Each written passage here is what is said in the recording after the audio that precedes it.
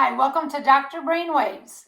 Today we're here with Dr. Rena Azar and Dr. Susan Raschal, as usual, and we're going to discuss something that comes in the spring for people here, especially in our area, which is the southeast. It comes along with the beautiful sunny skies and the pretty singing birds, but it's not quite so nice, and it's spring allergies. So Dr. Azar is correct. What happens in early spring is that's when tree pollen starts to increase. And we'll usually see that February, March, April, and even into May. But in April, what happens is grass pollen will also start to increase. So at that time, we have a double dose of pollen because we have tree and grass pollen that is elevated at the same time. One of the things that we look at too is what do we do and how do we treat it? So one of the important things to recognize is the symptoms that you're experiencing, because not everything that sounds like allergy is actually allergy. And we'll talk about that in just a second. But meanwhile, common symptoms of allergy are going to include a runny nose, a stuffy nose, itching in particular, itching inside your ears, itching of your eyes, itching inside your nose, itching of the roof of your mouth, and even the back of your throat. I know some of you are nodding your heads right now because you can relate to that. The other thing we'll see is repetitive sneezing. So if one has itching of their eyes in one other area and they sneeze once, twice, 3, 4, or 5 times in a row, it's very suggestive of allergy. And again, in this area, what we're going to see early in the spring, depending on what happened in the winter, if you can believe that, because environmental characteristics play a role in the pollen. The amount of pollen that actually is going to be elevated, as well as when the season will start. So if there is a lot of rain, and if we have a fairly mild winter, then you are going to see a difference in the pollen. One of the other factors that's going to be affected by it is rain. Rain, when there is a lot of rain, rain is nurturing and it's going to increase the amount of grass and trees that grow, which then is going to increase the amount of pollen that is in the air. The other piece of that, the other part of that we're going to look at is when you have a tremendous amount of pollen in the air and it starts to rain, then the rain is going to wash out a lot of that pollen that's in the air. So rain actually can increase pollen growth or plant growth, which then causes increased amounts of pollen, and it can also decrease the amount of pollen that's in the air. One thing that people think that they are allergic to but are not, are in this area, we have these quickly growing trees called Bradford pear trees. Bradford pear trees give off this obnoxious smell that people frequently associate with allergy, but it turns out it doesn't have anything to do with allergies. In fact, very, very, very few amount of pollen actually comes off the Bradford pear trees. But there is a chemical that is released, and some people call it the sex tree. And the reason why they call it the sex tree is because some people believe that the smell that comes off of the Bradford pears is similar to the smell from semen. So, Bradford pears are not an allergy, but they are an irritant. And many of my patients will tell me, as soon as those Bradford pears start to pollinate, which there's little pollen on them, but when they start to grow and you see all the leaves start popping up, then you know that you're going to have symptoms. But those symptoms are related to an irritant reaction and not an allergy at all. However, at the same time that those Bradford pears are blooming, there may be other pollen that you can't see with the naked eye that is also increasing, and you may be experiencing allergy symptoms to the true pollen and not to what you smell when you smell a Bradford pear tree. How do you determine if you are allergic to something? Well, one of the things that you need to do is there are actually 2 methods. One is skin testing, which is a preferred method by allergists, and there's also a blood test that can be done. So it's simple enough where you schedule an appointment and you have skin testing performed that will give you very useful information. But that isn't the whole story, because if you show up positive to your skin test, but the things that you showed up positive to do not correspond to your symptoms, then that does not mean that you have allergy. In fact, 40% of people may have positive skin tests, but the things that they showed up allergic to, they do not have any symptoms to. Therefore, they are not allergic to those things. It's important to note that because frequently our treatment plan is dependent on the history that you give us and the results from those skin tests. That skin testing is critical because, again, it will clue us in to what it is that's going on with you. The skin testing typically will include tree, grass, weed, pollen, mold, as well as dust mite, dog, cat, cockroach, mouse in some cases. So we will look at a battery of different allergens to see if one is allergic to those. Even if you come in the spring, we will look at all those things to see if there is something you're allergic to, because we can give you a very comprehensive treatment plan that will cover all of those allergens to which you may have symptoms. Some of the treatment plans that we discuss, the treatment strategies, are going to include avoidant measures. And when it comes to things like mold, you want to try and remediate that mold as much as possible, which also can be seen in the spring of the year. But you want to be particularly attuned to the tree and grass pollen that may be elevated. It's not a good idea to keep your windows open when the pollen count is high. Also, you want to choose the appropriate activities. If you are going to be spending time outside, if you're a person who loves to run and loves to garden and do those things, and you're an allergy sufferer, you want to pay attention to the pollen count. And there used to be literature that says that the pollen count is going to be the highest between 5 a.m. and 10 in the morning, and there's others that's going to say it's going to be higher at dusk or in the afternoon. But because there are several other factors that determine how high that pollen is, you want to just check that on your news station or on your app, because there's lots of different apps that tell you pollencount.com, for an example. So there are other ways to identify what the pollen count is before you go outside and expose yourself to it. Again, if you're a runner, you want to make sure that you're taking the necessary precautions. Some of the other avoidant measures could also be using an air purifier. And no matter what grade or type of air purifier you get, you want to make sure that it has a specialized filter. And that filter we refer to as a HEPA, or high efficiency particulate air filter. And that is one that's going to go into your air purification system. The other thing that's extremely important when it comes to the air purifier is you want to get an air purifier that's large enough to accommodate the space that you're using it in.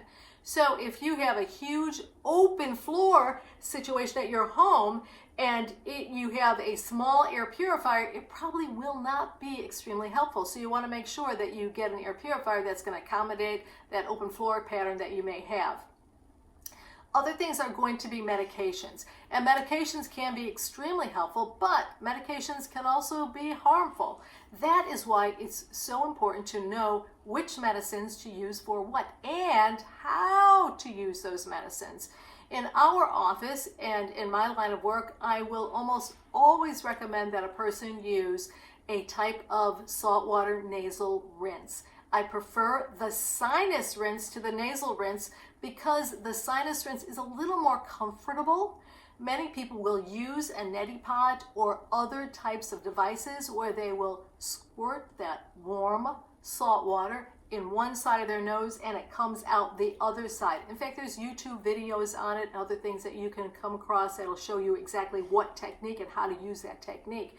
The technique I prefer, however, is a sinus rinse technique, and it's where you turn your head to the side, and what you want to do is take that warm, again, I can't overemphasize the warm salt water, and you want to create a nice tight seal between the bottle that you're using and the opening of your nose. So you gently squeeze that warm salt water and it goes in one side and comes out the same side. So you're not squirting it up one side and coming out the other side. I have many patients that do not like that particular technique. So the other technique that I just demonstrated for you is much more agreeable to most people. A nasal steroid. A nasal steroid is the single most effective medication for allergies, and especially when it comes to spring allergies. So using that medicine is critical because if you don't use it, obviously it's not going to work, but also knowing how to use it correctly. So whenever you use a nasal spray, you need to point it in your nose, but away from the septum. The septum is that bone that's in the center of the nose, so you want to put it up and out.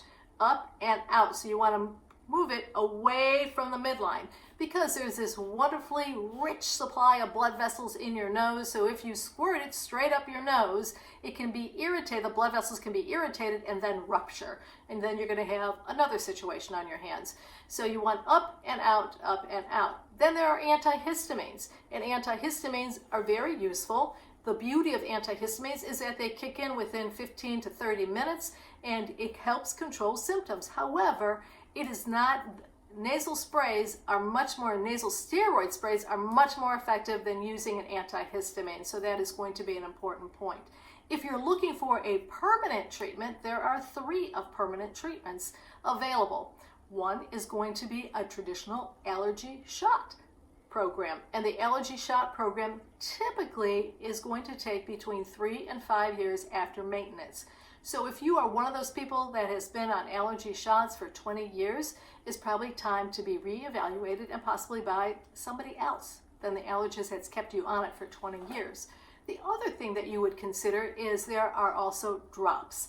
And there are allergy drops that actually will get put underneath your tongue, and you try and hold them underneath your tongue for a limited amount of time. And you use that every day. And that technique has also been shown to be very effective, but it is not one of those that is covered by the FDA. So Allergy Drops, that system is not covered by the FDA. Therefore, it is a cash paying option.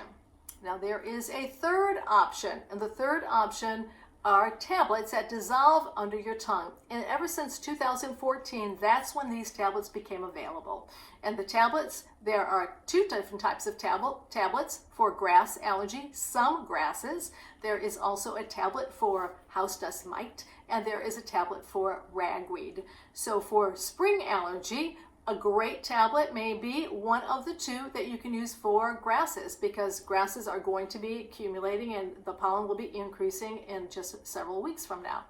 So those strategies are designed to actually prevent the development of asthma in about 50% of people, but they're also designed to eliminate and preferably try and cure your allergies. And we know that people who have allergies have problems with mental impairment, trying to remember things clearly, concentration can be an issue, sleeping can be an issue. So there are several sequelae or several things associated with allergies that you may not readily realize, but those things can be a problem. Once those allergies are under much better control, then you may be able to appreciate the difference. One of the things that I hear from people, many of my patients, they'll tell me that they really don't have symptoms of allergy. And then when I start asking them specific questions about sleeping patterns or how's their concentration, and do they notice that they get more tired, do they get headaches, especially when the pollen is elevated, well then all of a sudden, yeah.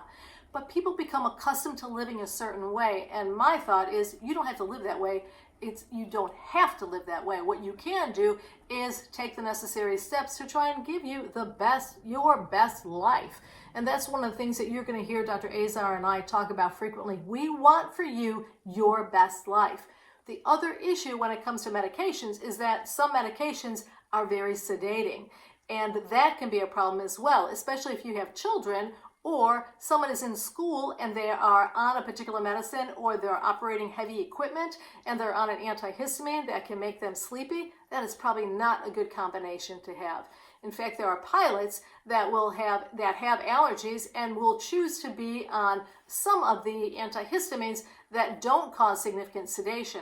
And that is important because all of those antihistamines are available over the counter, which is why it's important to discuss that with your medical provider, who can let you know this is considered sedating, this one isn't considered sedating.